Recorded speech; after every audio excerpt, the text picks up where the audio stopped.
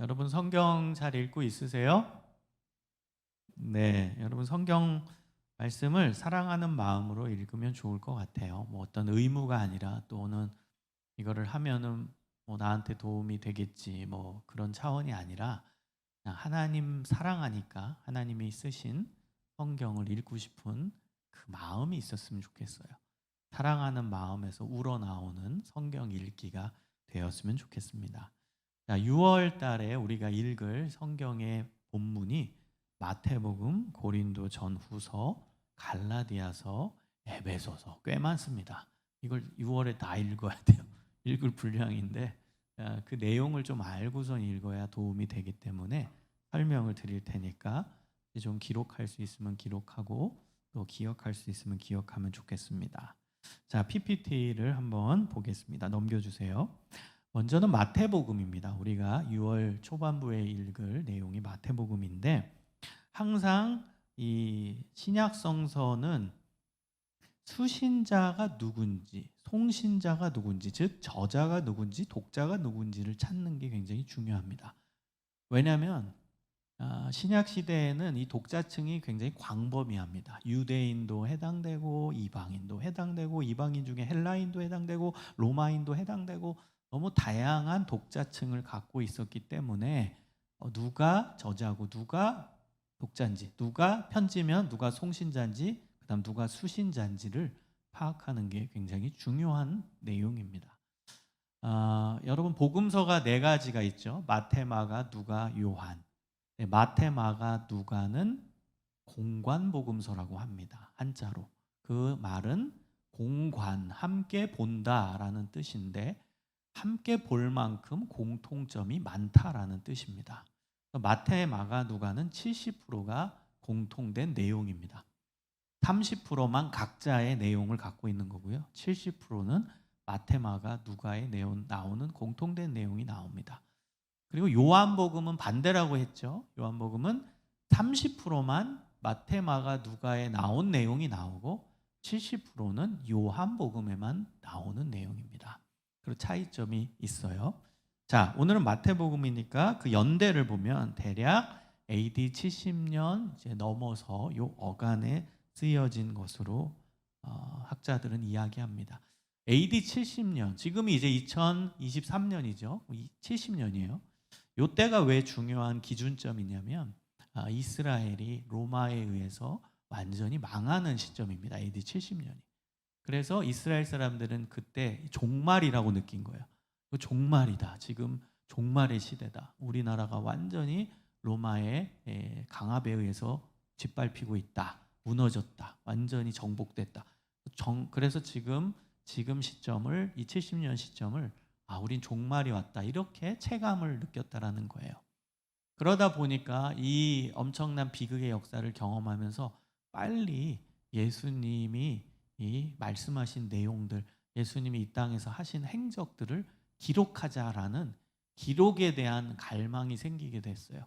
예수님, 우리에게 구원의 희망을 주시는 예수님의 말씀을 빨리 기록하자라는 그러한 이제 어찌 보면 무브먼트 아닌 무브먼트가 있었고, 또 하나의 이유는 예수님의 직계 제자들 그리고 예수님을 따라다니던 사람들이 이제 나이가 드는 거예요.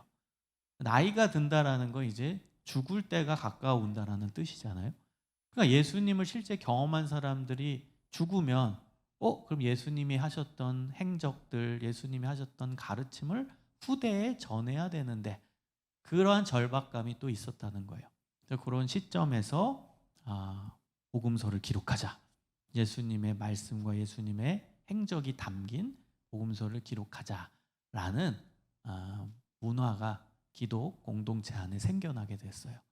그래서 제일 먼저 기록된 건 마가복음이고, 그리고 마태복음, 그리고 누가복음, 그다음 맨 마지막이 요한복음이 되는 것입니다. 자, 마태복음의 저자는 마태입니다. 마태는 누구예요? 예수님의 제자이죠. 예수님 12지 제자 중에 한 명인 마태입니다. 수신자는 수리아와 팔레스타인의 유대계 기독교인. 무슨 뜻이냐? 이스라엘 지역에 있었던 유대계 기독교인이라는 거예요. 그러니까 유대인들은 다 유대교거든요. 근데 그 중에 이제 예수님을 믿는 자들이 생겨나기 시작했죠. 그 사람들을 유대계의 기독교인이라고 표현을 하는 겁니다. 한마디로 이스라엘 본토에 살았던 유대계 기독교인이 수신자입니다. 그래서 주제는 왕으로 오신 예수 그리스도를 증거하는 겁니다. 왕. 왜 그러냐? 여러분, 수신자가 제가 왜 중요하다고 얘기하냐면 그 수신자들만이 공유하고 있는 문화가 있었기 때문입니다. 그 문화가 있었기 때문에 그들의 눈높이에 맞춰서 책을 쓰게 되거든요. 저도 책을 쓰는 사람입니다. 제가 청년들 대상으로 쓴 책도 있어요. 그러면 그 안에 청년 관련된 내용이 있는 거예요. 청소년 관련된 책도 쓴 게 있어요. 그러면 청소년에 맞춰서 씁니다. 교사 대상으로 쓴 책이 있어요. 그럼 교사들 문화에 맞춰 씁니다. 독자가 누군지 가정하고 저자는 쓰게 됩니다.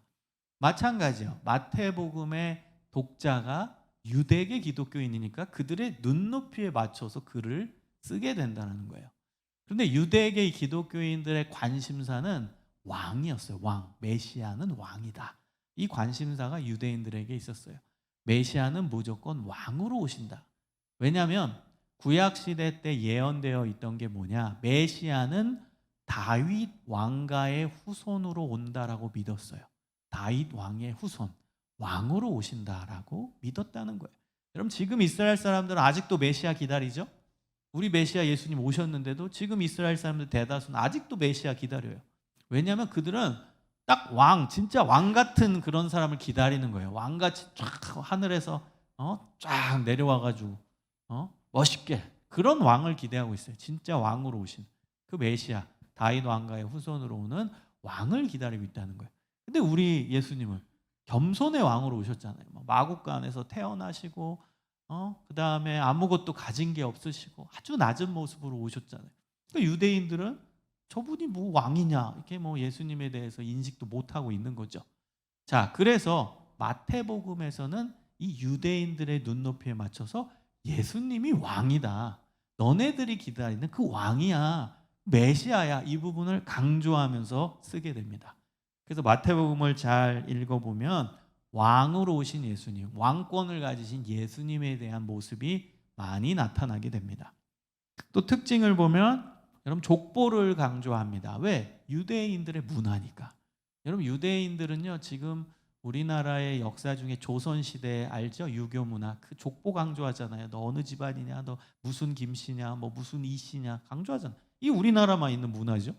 근데 이게 유대인들도 비슷해요. 유대인들도 우리나라 조선시대보다 더 강하면 강했지 이 족보를 어마어마하게 강조하는 사회입니다. 아주 보수적인 사회예요.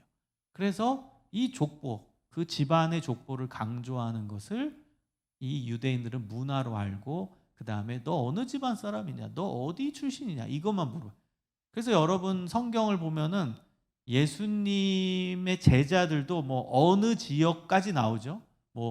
가나안인 시몬, 그럼 가나안 출신 시몬이라는 뜻이에요. 제자 중에 있거든요. 이게 왜 그래요? 그만큼 지역, 어디 출신이냐, 어느 족보냐 이걸 굉장히 강조하는 사회였기 때문입니다. 그래서 예수님도 갈릴리 출신 예수, 갈릴리 예수 이렇게 표현 쓰는 거예요. 지역을 꼭 넣고 집안을 얘기하는 거예요. 그게 유대 문화입니다. 자, 그래서 족보를 강조해요. 마태복음 1장을 딱 펴면 뭐부터 나와요? 족보부터 나오는 거예요. 근데 그 족보는 무슨 족보예요? 왕의 족보입니다. 다윗서부터, 그러니까 물론은 제일 위에 이제 족보의 시작은 아담부터죠. 인류 최초의 인간 아담부터.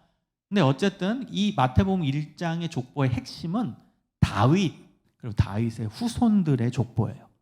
그리고 그 후손들의 마지막이 예수가 딱 나오는 거예요. 예수님. 그러면 이스라엘 사람들한테 뭘 어필하는 거죠? 자, 봐라. 예수님이 다윗 왕의 후손이지 않냐? 예수님이 다윗 왕가의 자손으로 왕으로 오신 분이다. 그분이 메시아가 맞다. 이걸 증명하는 거예요. 족보를 먼저 언급하면서.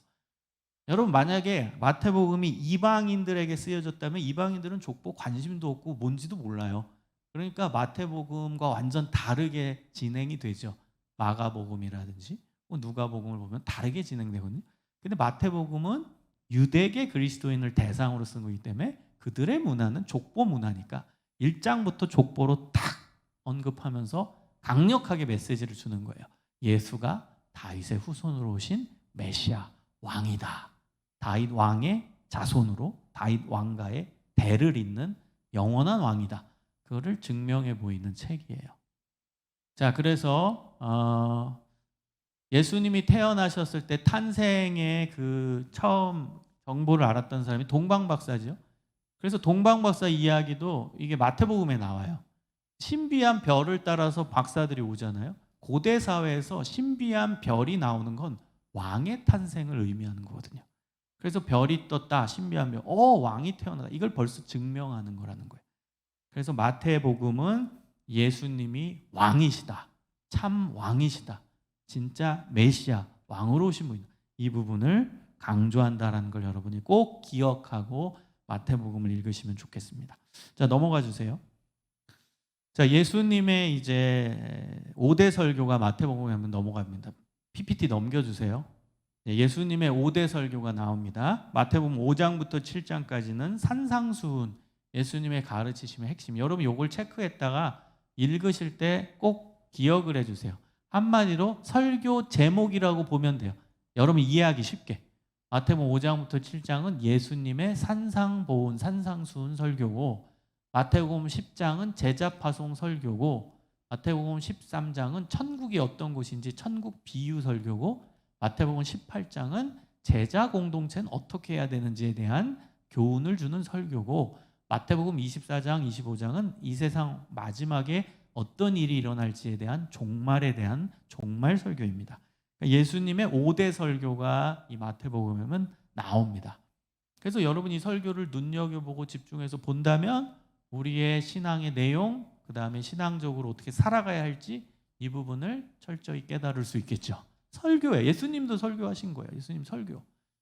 그래서 여러분 마태복음 5장부터 7장의 산상수훈의 핵심은 뭐예요? 8복이 들어가 있고 8가지 복 받는 비결. 그 복은 하나님이 원하시는 복이고, 그 다음에 우리 인간이 생각하는 복과는 차원이 다른 복입니다. 이것도 뭐 예전에 설교했는데 또 한번 그걸 좀 재해석해서 다시 설교할 때가 있을 거예요. 8복에 흐르는 철학은 역설입니다. 역설. 여러분 역설이 뭐예요?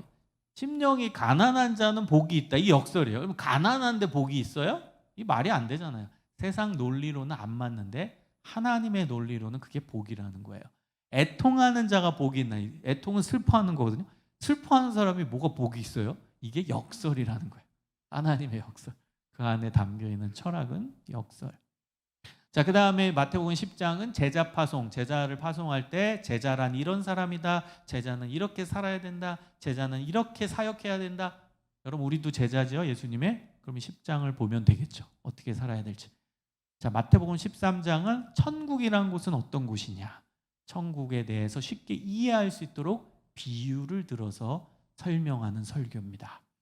그 다음에 18장은 이제 제자들 대상으로 이 공동체가 어때야 되는지에 대한 설교를 하시는 내용이고, 24장, 25장도 여러분 눈여겨보세요. 우리 예수님도 종말에 어떤 일이 일어날지에 대해서 설교하는 거예요. 그래서 여러분이 여기 안에 뭐 종말의 때는 지진이 나고 뭐 그런 내용 다 나와요. 그 다음에 이 종말의 때는 이단이 판을 치고 이런 내용도 다 나와요. 그래서 종말의 때는 어떤 때인지를 마태복음 24장, 25장을 보면 알 수 있습니다. 자, 넘겨주세요. 자, 그리고 마태복음에는 중요한 게 이 부분입니다. 구약 성취 인용문입니다. 뭐냐? 구약에서 예언된 게 예수님 때 실제 이루어졌다. 왜 그럴까요? 이 또한 유대인의 관심사였기 때문입니다. 여러분 유대인들은 관심사가 무조건 구약이 율법이고 구약이 예언입니다. 이들은 구약 성서를, 그 당시 성서가 구약 성서죠. 구약 성서를 목숨처럼 붙잡고 지키던 사람들이 유대인들이었어요. 그러니까 그들한테 마태복음을 쓴 거니까 그들의 문화에 맞게 구약 성경을 많이 이용합니다. 여러분 마태복음이 가장 많이 인용해요. 마가, 누가, 요한 비교도 안 될 만큼 마태복음에는 구약의 내용을 인용해 옵니다. 왜? 이 유대인들의 관심사였기 때문에. 유대인들은 구약을 목숨처럼 지켰으니까 야 봐라, 예수님이 이렇게 구약에 다 예언된 게 이루어진 거라. 봐라, 니네가 그렇게 목숨처럼 붙잡고 있는 구약의 말씀 봐라, 이 말씀이 지금 예수님 때 이루어지지 않았냐, 그렇게 설명을 하는 거예요. 마태복음 1장 22, 23 동령저 잉태된 것도 구약이 예언된 거고, 마태복음 2장 15절에 예수님이 애굽에 이제 피신 가는 것도 있는 거고, 구약에 나온 거고, 마태복음 2장 17절 18절에 헤롯이 어린이들 학살하는 것도 구약의 예레미야에 다 예언되어 있는 거고, 마태복음 2장 23절 나사렛 사람이다 메시아는, 그것도 구약에 예언되어 있고, 이게 구약에 예언되어 있는 내용을 다 설명한 거예요. 그래서 여러분이 이 구절을 체크해 놨다가 읽으시면은 요즘에 여러분이 갖고 있는 모든 성경은 다 각주가 처리되어 있어요. 각주. 우리 논문 보면 각주 처리한다고 그러잖아요. 마태복음 1장 22절 23절은 각주가 딱 돼 있고, 이 예언이 어디 있나 구약에 그게 다 나옵니다. 여러분 성경 모든 성경 다 갖고 다 있어요, 각주는. 그래서 그거를 꼭 요 구절들을 하나씩 찾아서 읽어보세요. 구약에 어디 나오는 내용인지, 그리고 그 구약에 나오는 내용이 예수님 때 실제 이루어졌다라는 것을 마태복음은 증명해 보이고 있는 책이라는 겁니다. 자, 넘겨주세요. 저 마태복음에만 나오는 비유가 있습니다. 예수님은 비유로 많이 가르치셨거든요. 설교하실 때 비유가 나옵니다. 마태복음 13장 24절에서 30절, 36절에서 44절에 보면 곡식과 가라지 비유입니다. 곡식, 가라지는 이제 곡식이 열리지 못하게 막는 그런 나쁜 애들이거든요. 예를 들어서 뭐 벼농사 지으면 벼가지를 자라날 때 그 옆에 잡초같이 자라나서 벼가 자라지 못하게 막는 거, 그게 가라지예요. 결국에는 가만히 다 자라게 하고 나중에 가라지를 다 뽑아낼 거다. 심판이에요, 심판. 곡식은 나중에 잘 이제 걷어들이고 가라지는 탁 심판하겠다. 그래서 하나님이 우리를 곡식과 가라지 이렇게 비유하신 거예요. 곡식은 나중에 하나님이 잘 걷어들이실 거고, 가라지는 벌레일 거다. 비유입니다. 그 다음 천국은 어떤 곳이냐. 이 13장은 아까 천국 비유라고 했잖아요. 그래서 13장 44절은 밭에 감추인 보화. 우리 아동부 선생님들은 이 찬양 알죠? 밭에 감추인 보화 몰라? 자, 넘어갑니다. 밭에 감추인 보화, 그런 찬양이 있어요. 아동부 선생님들 알 거예요. 천국은 마치 밭에 감추인 보화, 이런 거 있어요. 자, 그 다음에 13장 45절에서 46절은 진주, 천국 비유입니다. 그 다음 13장 47절에서 50절은 물고기 그물, 그래서 낚는다는 거예요. 영혼을 낚는 거죠. 그런 비유를 한 거고요. 자, 그 다음에 마태복음 18장 23절에서 35절은 용서할 줄 모르는 종에 대한 비유가 나옵니다. 그래서 이 비유는, 여러분, 비유라는 건 예수님이 가르치고 싶으시는 내용을 쉽게 설명한 거거든요. 그래서 요 18장 23절에서 35절의 내용은 뭐겠어요? 용서하라는 거잖아요. 용서할 줄 모르는 종이 되면 안 된다라는 거죠, 우리가. 그런 비유를 얘기하시는 거예요. 마태복음 20장 1절에서 19절은 이제 포도원 농부 비유입니다. 그래서 여러분, 포도원 있는데 이게 천국인데 거기에 이제 종도 보내고, 그 다음에 요거는 여러분 한번 볼래요? 하나는 봐야지 여러분이 이해하시는데, 이건 되게 중요한 비유라서 한번 잠깐만 보겠습니다. 마태복음만 하고 있는데 아직도 할 게 많은데 그래도 이건 봐야 돼요. 자, 마태복음 20장 보면은 천국은 마치, 이것도 천국 비유예요. 13장이 천국에 대해서 집중적으로 언급하는데 놀랍게 20장에도 천국 비유가 하나 나와요. 그래서 이게 특별한 비유이기 때문에 제가 찾아본 겁니다. 자, 20장 1절 보면은 마태복음, 천국은 마치 품꾼을 얻어 포도원에 들여보내려고 이른 아침에 나간 집주인 같으니 그가 하루에 한 데나리씩 품꾼들과 약속하여 포도원에 보내고 또 삼시에 나가서 장터에 놀고 있는 서 있는 사람들이 또 있는지라 그들에게 이르되 너희도 포도원에 들어가라, 내가 돈 준다, 이거예요. 5절 6시 9시 또 그같이 해서 11시에도 나가 있는 서 있는 사람들이 이르게 너희는 왜 여기서 놀고 있느냐? 그랬더니 7절 우리를 품꾼으로 쓰는 이가 없음입니다. 이르되 너희도 포도원에 들어가서 일해라. 8절 저물매 포도원 주인이 청지기에 이르되 품꾼들을 불러 나중 온 자로부터 시작하여 먼저 온 것 같이 삭을 주라, 돈 주라는 거죠. 그래서 9절 제 11시에 온 자들이 와서 한 데나리씩 받건을 먼저 온 사람이 아니 왜 우리는 먼저 왔는데 왜 한도리는 줍니까? 저 늦게 온 사람이랑 왜 똑같이 줍니까? 이렇게 얘기하는 거예요. 그랬더니 13절에 주인이 그 중에 한 사람에게 대답하여 이르되 친구여 내가 내게 잘못한 것이 없지 않냐? 내가 약속하지 않았냐? 한 데나리온 준다고 하지 않았냐? 내 것을 가지고 가라. 나중 온 이 사람에게 너와 같이 주는 것이 내 뜻이다. 16절 우리가 많이 쓰는 구절이죠. 이와 같이 나중된 자로서 먼저 되고 먼저 된 자로서 나중되리라. 그게 천국 비유입니다. 그러니까 우리가 요 구절 많이 하잖아요. 우리가 모태신앙이고 오랫동안 신앙생활하고 또 나중에 이제 예수 믿은 자들이 더 열심히 하고 그러면 야 먼저 된 자가 나중되고 나중된 자가 먼저 돼 막 이런 얘기 하잖아요. 그 이 구절 우리가 인용하고 있는 거예요. 그래서 천국은 여러분 먼저 들어간 사람도 있어요. 나중 들어간 자도 있어요. 여기서 이제 예수님의 의도가 몇 가지가 있는데 유대인들이 먼저 하나님께 선택받았죠. 이방인들은 나중에 선택받고 그런 내용이 담겨져 있는 건데요. 어쨌든 하나님은 이방인이든 유대인이건 처음 믿은 자든 나중 믿는 자든 다 똑같이 구원하신다. 천국 비유입니다. 들어오게 하신다는 거예요. 그래가지고 포도원에서 일하고 거기에 맞는 삭을 공평하게 주죠. 그래서 처음 들어온 사람도 구원 주시고 마지막에 예수 믿은 자도 구원 주시는 그게 천국이다. 그걸 알려주시는 비유입니다. 마태복음에만 나온다는 거예요. 이거는. 자 그리고 21장부터 21장 28절에서 32절을 보면은 이제 두 아들에 대한 비유가 나옵니다. 요거는 뭐예요? 한 사람에게 두 아들이 있었어요. 그래서 맏아들한테 야 오늘 포도원에 가서 일해라 그랬더니 아버지 일할게요 하고 안 갔어요. 둘째 아들한테 야 포도원 가서 일해 그랬더니 싫어요. 근데 걔는 나중에 가서 일했어요. 그럼 누가 아버지의 뜻대로 했냐라는 거예요. 두 번째 아들이라는 거예요. 그러니까 말만 하면 안 된다는 거예요. 실제 행동해야 된다. 실제 실천하고 순종하는 게 중요하다. 그 비유입니다.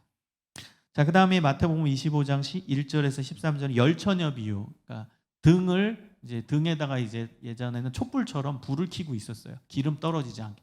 그래서 신랑이 언제 올지 모르니까 기다려라. 예수님이 언제 올지 모르니까 기다려라. 이거예요. 재림을 항상 기다리는 사람이 되라. 그 다음 마지막 25장 31절에서 33절은 양과 염소의 비유입니다. 양은 구원받는 사람, 염소는 벌받는 사람. 이걸 구분하는 비유. 양과 염소의 비유입니다. 자, 넘겨주세요. 자, 마태복음에만 나오는 기적이 또 있어요. 딴 데는 안 나오는. 마태복음 9장 27절에서 31절은 두 시각장애인을 한 번에 고치세요. 여기만 나와요. 마태복음에. 두 명의 시각장애인을 한 번에 고치는 기적이 나오고 마태복음 14장 28절에서 31절은 베드로가 무리를 걸어요. 그리고 빠지죠. 알죠? 예수님이 무리를 걸을 때 베드로가 저도 좀 걷게 해주세요. 그랬더니 너도 걸어와라. 근데 걸어오다가 물을 보고 의심이 생겨서 물에 빠지죠. 이거 마태복음에만 나옵니다. 그래서 베드로를 건지시는 내용이 나오고요. 마태복음 17장 24절에서 27절은 이제 세금, 이제 성전세를 내야 되는데 어디서 내냐 했더니 물고기를 잡아서 입을 보면 거기에 돈이 있는 거예요. 물고기 입을 열었더니. 그래서 그걸 내라. 거기서 돈이 나와요. 신기한 기적이죠. 이것도 마태복음에만 나옵니다. 그 다음 마태복음 21장 14절에 보면 성전에 갈 때 거기 성전에 있던 병자를 이제 치유하는 그런 내용이 나오는 겁니다. 그러니까 요거를 여러분이 그냥 성경 읽기를 할 때 어떤 구조라든지 어떤 내용의 전이해가 머릿속에 전혀 없으면 이해하기가 쉽지가 않아요. 성경이 지금 시대와 다르기 때문에 여러분이 어려울 수가 있어요. 오늘은 가볍게라도 중요한 포인트, 그리고 중요한 구조들, 그다음 중요한 내용, 마태복음에만 강조돼 나오는 그걸 알려드리는 겁니다. 이것을 여러분 기억했다가 성경 통독할 때 도움을 받으시기 바랍니다. 자, 넘어가겠습니다. 이제 고린도전서입니다. 여러분 고린도전서의 주제는 십자가의 도와 하나님의 지혜, 그리고 고린도 교회가 가진 문제에 대한 답변입니다. 여러분 고린도 전서 굉장히 중요한 책입니다. 왜냐하면 고린도 교회가 가지고 있던 문제에 대해서 답변을 쓴 겁니다. 바울이 이동 사역을 했어요. 선교 여행을. 한 교회에서 평생 사역한 게 아니라 개척 사역을 합니다. 여기 갔을 때 개척 사역, 여기 갔을 때 개척 사역. 이동하는 거예요. 그래서 지역마다 교회가 하나입니다. 그럼 고린도 교회면 고린도 전서를 썼겠죠. 전후서, 전에 쓰고 첫 번째 쓰고 두 번째 쓰기에 전후서겠죠. 그럼 고린도 교회에 보낸 편지가 고린도 전후서가 되는 거예요. 그러니까 그 고린도가 지역 이름이면서 교회 이름이에요. 왜? 지역의 교회가 하나였으니까. 그러면 빌립보서는 뭐겠어요? 빌립보가 도시면서 교회 이름이에요. 빌립보 교회. 빌립보 교회의 교인들한테 쓴 편지, 빌립보서예요. 갈라디아서는 뭐예요? 갈라디아라는 지역에 있는 갈라디아 교회에 쓴 편지, 그게 갈라디아서예요. 다 지역 이름이면서 교회 이름이 되는 겁니다. 에베소서는 에베소라는 도시 이름이면서 거기에 교회가 하나 있었어요. 에베소 교회. 거기 교인들한테 보낸 편지가 에베소서. 그렇게 되는 겁니다. 그럼 여러분, 고린도라는 도시는 어떤 곳이냐? 여기는 이제 고대 헬라 문명의 중심지였어요. 그리고 무역의 중심지면서, 그리고 예전에 무역의 중심지는 우상 숭배의 중심지입니다. 여러분, 헬라 철학은요, 우상 문화예요. 우리 알잖아요. 헬라, 여러분 그리스 신화 같은 거 보면 알잖아요. 그게 헬라 문화예요. 헬라가 그리스입니다. 그 문화 보시면 여러분 다 신이잖아요. 술도 신이고, 바카스가 여러분 그게 술의 신이잖아요. 그 다음에 다 모든 게 다 신입니다. 신의 이름 제우스부터 스스, 허메 다 있어요. 그러니까 별들도 다 신이에요. 별자리, 그게 그리스 문화에서 나오죠. 그러니까 이게 다 신문화입니다. 우상 문화. 그래서 이 고린도 지역이 우상 숭배의 본거지였어요. 고대 철학, 헬라 철학의 본거지거든요. 여기가. 근데 우상 숭배가 엄청 판치고 있던 지역이에요. 거기에 교회가 있었으니 얼마나 힘들었겠습니까? 얼마나 그 교회 안에도 우상 숭배가 많이, 우상 문화가 들어왔겠습니까? 이런 어려움들이 있었기 때문에 거기에 대한 그 문제, 그 교회가 가지고 있던 문제에 대한 답변으로 써준 편지가 고린도 전후서가 되는 겁니다. 고린도 교회는 바울이 전도 여행 중에 개척한 교회예요. 개척하고 딴 데 이동하니까 그 개척한 교회는 목사님이 없는 거예요. 당시에 목사님이 어디 있어요? 당시에 신학자가 어디 있습니까? 그러니까 거기에 교회 리더들이 힘든 거예요. 딱 정확하게 교리를 알고 복음을 정확히 아는 그런 리더들이 너무 없었기 때문에 바울이 떠난 이후에 교회가 혼란한 거예요. 그래서 딴 곳에 있는 바울한테 우리 이런 문제 갖고 있으니까 좀 답변 좀 해주세요 요청하고, 그 요청에 대한 답변을 쓴 것이 고린도 전서, 고린도 후서가 되는 겁니다. 자, 그래서 여러분 보시면은 고린도 전서의 이제 중요한 내용들이 고린도전서 11장 23절에서 26절에 보면은 성만찬 내용이 나옵니다. 성만찬은 예수님이 말씀하시는, 우리 성만찬 할 때 항상 읽는 본문이에요. 내가 전한 것은 주께 받은 것이니 곧 주 예수께서 잡히시던 날 밤에 떡을 가지사, 이 내용이 여기 나오는 겁니다. 성만찬에 대한 내용이 여기 나오고, 고린도전서 15장 3절에서 5절을 보면 부활에 대한 신앙이 여기 나오고, 고린도전서 16장 22절에는 마라나타가 주 예수여 오시옵소서, 이런 뜻입니다. 재림에 대한 기대가 담겨져 있는 내용이 나옵니다. 그 다음에 고린도전서 7장 10절, 9장 14절, 11장 23절, 25절은 예수님의 말씀이라고 나와 있던 그 당 전승이라는 건요, 이렇게 전해 내려오는 이제 구전 자료입니다. 지금 우리는 이제 문서 자료잖아요, 이렇게. 아니면 영상 자료잖아요, 보는 거. 근데 그 당시에는 문서가 있나요? 영상이 있나요? 구전 자료입니다. 입에서 입으로 전해오는 이야기. 그 이야기가 전승이에요. 그 전승들이 있었다는 거예요. 성만찬에 대해서 전해 내려오던 이야기, 이것을 하나의 자료가 되어 있어서 그게 성만찬 전승, 성만찬 자료. 그러니까 지금 개념으로 여러분 생각하면 안 돼요. 지금 우리는 문서 자료죠, 영상 자료죠, 음악 자료죠. 근데 당시에는 이게 없잖아요. 그러니까 그 당시에는 구전 자료밖에 없었어요. 우리는 이해가 안 되죠. 왜? 우리에겐 지금 구전 자료라는 게 없잖아. 왜? 문서 자료가 있으니까. 컴퓨터 파일로 저장할 수 있으니까.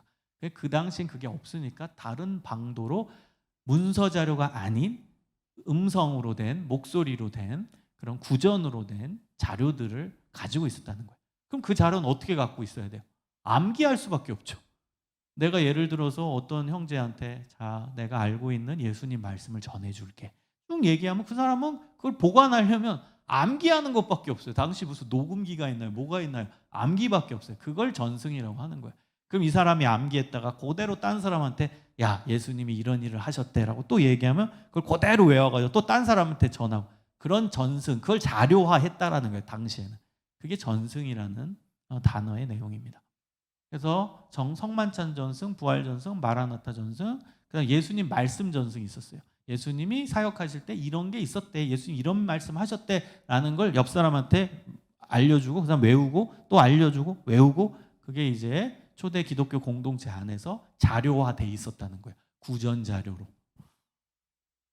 자, 그리고 이제 고린도전서의 이제 5장 9절을 보면 분실된 편지도 나와요. 이게 지금은 발견이 안 됐어요. 고고학적으로. 그러니까 고린도전서 전에 하나가 더 있었어요. 고린도 전전서. 근데 그거는 분실돼서 없어요. 그래서 바울이 내가 전에 쓴 편지에서 막 이런 표현을 써요. 근데 그게 없어. 전에 쓴 편지가 없어. 발견이 안 됐어요. 그런 내용도 나와요. 자, 고린도전서를 쓴 장소가 나옵니다. 에베소라는 지역에서 쓴 겁니다. 고린도 교회를 개척하고 딴 데로 또 이동해서 개척하고 에베소에서 오랫동안 바울이 사역했거든요. 몇 년간. 그러니까 거기에서 편지를 받은 거예요. 고린도 교인들한테. 바울님, 우리 교회 이런 문제가 있으니까 답변 좀 해주세요. 에베소에서 편지를 써서 고린도에 보낸 거죠. 자,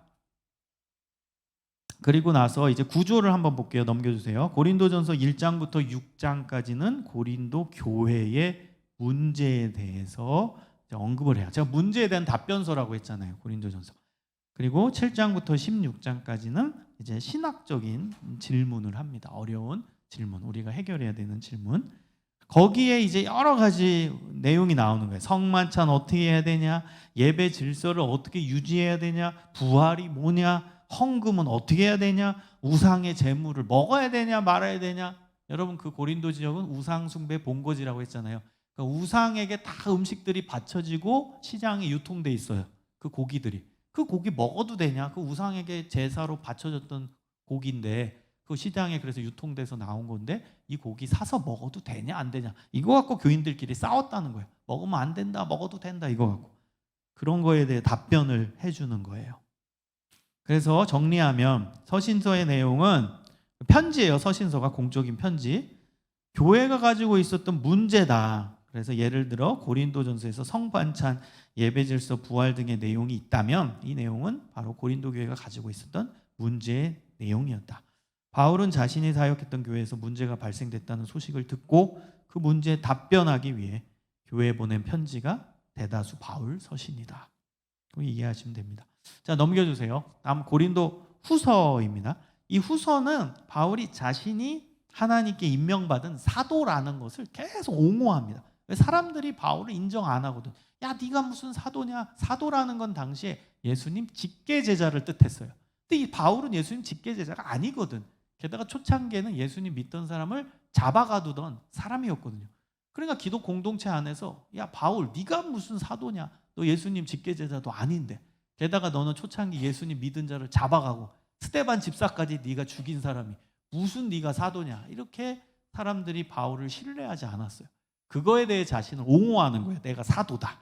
내가 사도 맞거든 이거예요. 그거를 옹호하는 주제, 많은 주제가 여기 고린도 후서에 나옵니다. 그래서 고린도 후서의 이제 10장에서 13절을 이제 눈물의 편지라고 표현을 해요. 그 다음에 요 안에 설교가 들어가 있는데 이거를 소위 별명을 붙이기를 바보 설교라고 합니다. 자기가 이렇게 주님을 위해 모든 걸 버렸다 바보같이. 그래서 바보 설교라고 학자들은 이름을 붙입니다. 이거 읽어보세요. 고린도후서 11장 1절에서 12장 11절이 바보 설교예요. 주제. 자기가 바보같이 이렇게 산다. 주님을 위해 모든 거 버렸다. 눈물 납니다. 이거 내용 잘 읽으면. 본인이 얼마나 고생하며 사는지 주님을 위해. 그게 바울의 고생담 4장 8절에서 11절, 6장 4절에서 10절, 11장 23절에서 29절 쭉 나옵니다. 그래서 고린도후서 1장부터 7장은 바울의 자기 고백, 주님을 위해 헌신한다 이거예요. 그리고 고린도후서 8장에서 9장은 예루살렘 교회가 지금 힘들다. 헌금 좀 해달라. 헌금 부탁해요. 고린도후서 10장부터 13장 또다시 자기 고백을 합니다. 내가 이렇게 주님을 위해 힘들게 살았다. 그러니까 나는 주님을 위해서 이렇게 일한 자입니다. 그러니까 하나님이 나를 사도로 임명받은 거다. 그러니까 나를 신뢰해달라 이거예요. 내가 주를 위해 이렇게 목숨 걸고 사역하고 있다. 왜 나를 공격하느냐. 이런 뉘앙스도 들어가 있는 거죠. 왜 자기를 왜 자기를 그렇게 바울을 공격하냐? 내가 주님을 위해 이렇게 헌신하고 있고 사람들이 나를 인정하지 않아도 나는 하나님이 세우신 사도다. 난 사도 맞다. 주님이 나를 이방인의 사도로 세워서 이렇게 복음 전파하고 살고 있다. 자기 고백을 하고 있는 게 고린도 후서입니다. 자, 그래서 바울은 예수님을 따르던, 거기 정리해 놓은 겁니다. 예수님을 따르던 예수님의 직계제자가 아니었고, 심지어 초창기엔 예수님을 믿던 사람을 잡아가두던 사람이었기에 기독교인들이 그를 사도로 인정하지 않았다.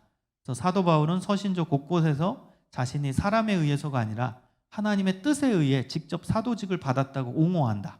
그래서 바울이 쓴 바울 서신 도입부에는 이것이 극명하게 나타나 있습니다. 고린도전서 1장 1절을 보면 하나님의 뜻을 따라 그리스도 예수의 사도로 부르심을 받은 바울은 본인을 그렇게 표현해요. 갈라디아서 1장 1절은 오직 예수 그리스도와 그의 죽은 자 가운데서 살리신 하나님 아버지로 말미암아 사도된 바울은, 하나님이 나한테 직접 사도직을 줬다라는 거예요. 그리고 그 사도직을 적극적으로 옹호하는 책이 바로 고린도 후서가 되겠습니다. 넘겨주세요. 고린도 후서에 이제 그 외에 중요하게 볼 부분은 축도. 고린도 후서 13장 13절에 축도가 나와요. 주 예수 그리스도의 은혜와 아버지 하나님의 사랑과 성령의 교통하심이 너희 모리와 함께 있을지어다. 축도하잖아요, 제가. 그게 여기 근거에 나오는 거예요. 고린도 후서 13장 13절. 참고로 고린도 전서 13장 13절은 믿음, 소망, 사랑 이 세 가지는 항상 있을 것인데 그 중에 제일은 사랑이라 이렇게 나와요. 자, 그래서 3분법을 바울은 강조해요. 믿음, 소망, 사랑 세 가지죠. 주 예수의 은혜와 하나님의 사랑, 성령의 교통하심 세 개가 나오죠. 3분법이라고 해요. 히브리식 3분법인데 그 3분법은 세 개가 따로 떨어져 있는 게 아니라 하나다. 이게 히브리식 3분법의 내용입니다. 믿음, 소망, 사랑은 세 가지지만 떨어져 있는 게 아니라 하나다. 예수 그리스도의 은혜, 하나님의 사랑, 성령의 교통하심은 세 가지가 따로 떨어져 있는 게 아니라 하나다. 이게 3분법의 특징입니다. 그래서 이것을 이제 신학화한 게, 신학화에서 우리가 갖고 있는 하나님에 대한 믿음이 삼위일체. 이게 이제 우리가 가진 하나님에 대한 믿음이잖아요. 세 분으로 나눠진 것 같지만 세 하나님이 아니죠. 삼위, 위치가 다른 거고 일체, 존재는 하나다. 이게 삼분법입니다. 세 가지로 언급되지만 그게 세 가지가 아니라 결국엔 하나, 한 존재, 하나의 몸이다. 하나님에 대한 개념도 삼위일체, 한 분 하나님, 하나의 존재. 그러나 세 위치, 세 역할이 있는, 그러나 존재는 하나인. 이게 삼분법입니다. 믿음, 소망, 사랑도 세 가지지만 떨어져 있는 게 아니라 하나다. 그럼 잘 보세요. 믿음이 사랑이고 사랑이 소망 아니에요? 사랑 안에 믿음이 있고 믿음 안에 사랑이 있고 사랑 안에 소망이 있고 다 같이 그 안에 믹스가 되어 있는 거예요. 하나인 거죠. 이게 삼분법의 특징이란데 그걸 바울이 썼어요. 그런 삼분법을 주로 사용했던 사람이 바울입니다.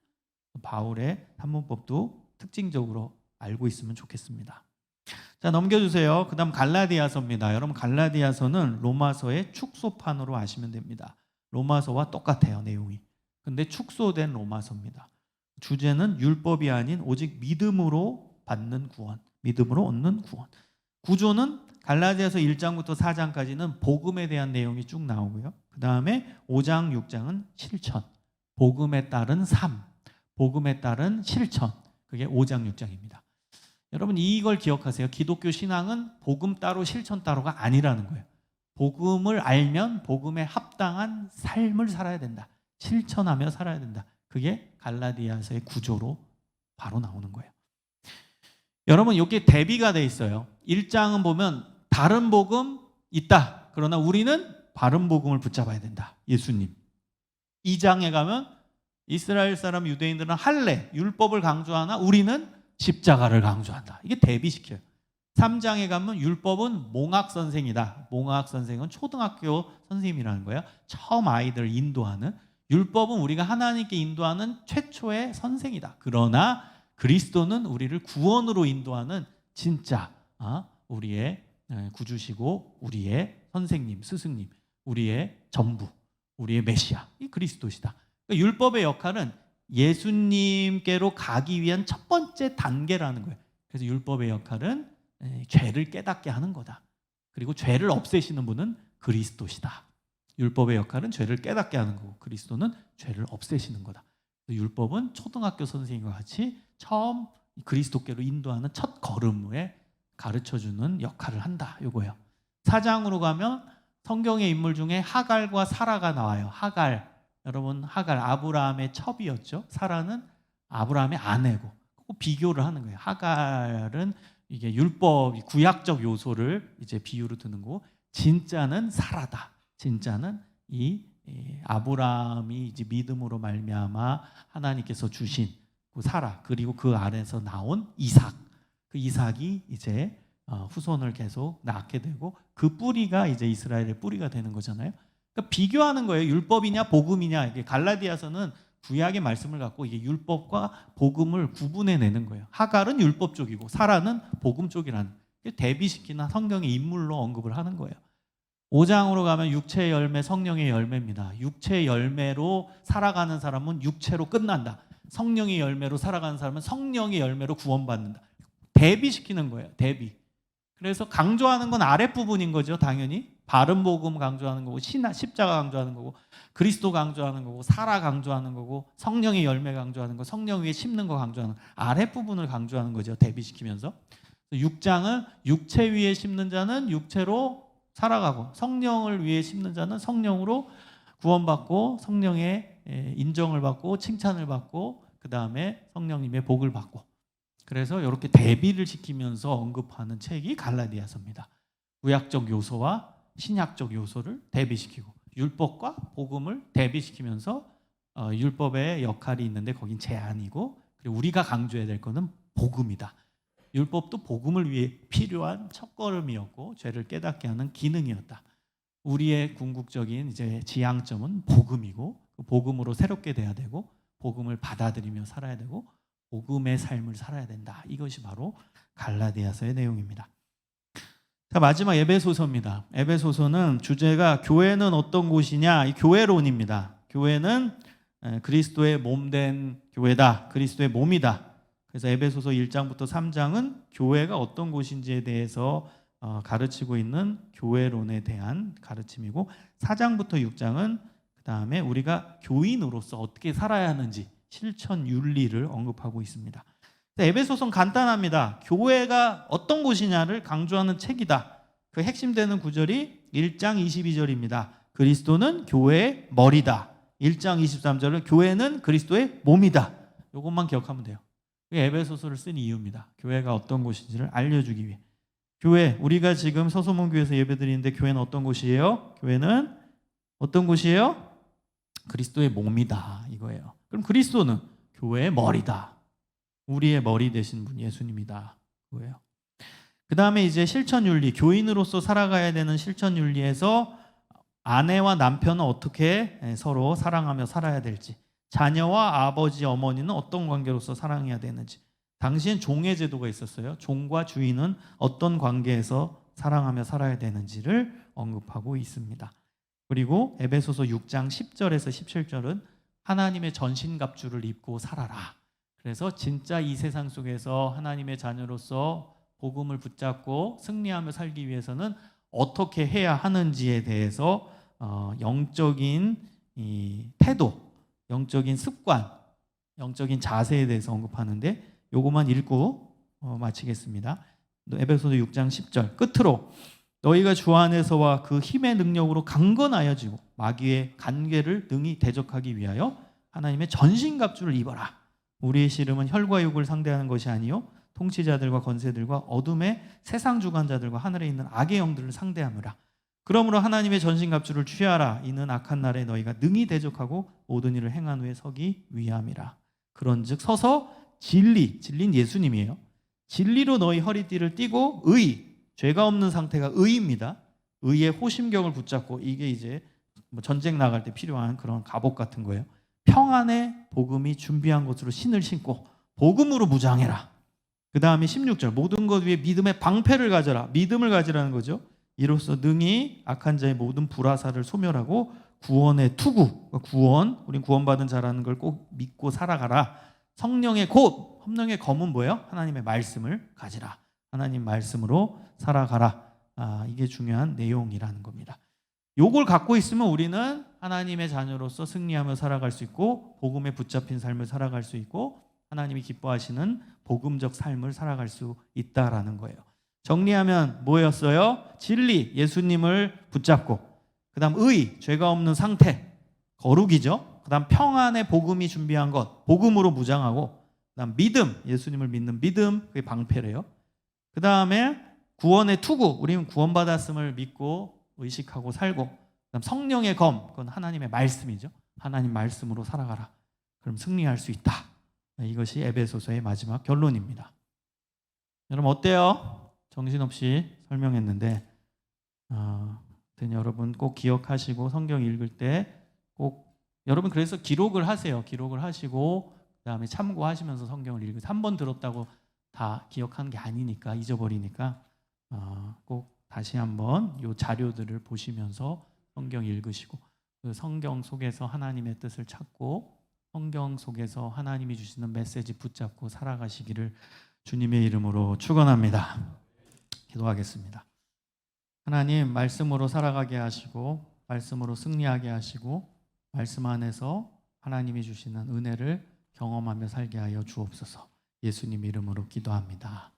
아멘.